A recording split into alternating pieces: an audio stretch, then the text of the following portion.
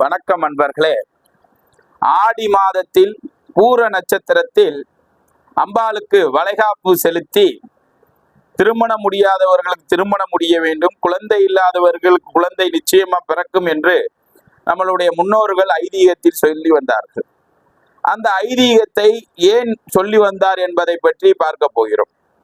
சிவனுக்கும் சக்திக்கும் திருவிழா நடந்து கொண்டிருந்தது. அந்த திருவிழாவின் போது நிறைமாத பெண் ஒருத்தி வந்து அம்பாளை மனமுருகி வேண்டிக் கொண்டிருந்தார். எனக்கு பிறக்கக்கூடிய குழந்தை நல்குழந்தையாக பிறக்க வேண்டும் என்று மனதார வேண்டினார். அந்த திருவிழாவும் நல்லபடியாக முடிந்து விட்டது. எல்லோரும் போய்விட்டார்கள். இந்த பெண் மட்டும் அம்பாளை மனதார தவக்கோலத்தில் வேண்டிக் கொள்ளிக்கிட்டே இருந்தார். திடீரென்று பிரசவ வலியால் துடித்தார். துடிக்கும் போது அம்பாள் வந்து என்னை பிரசவம் பார்ப்பாள் என்ற நம்பிக்கையுடன் இருந்தார்.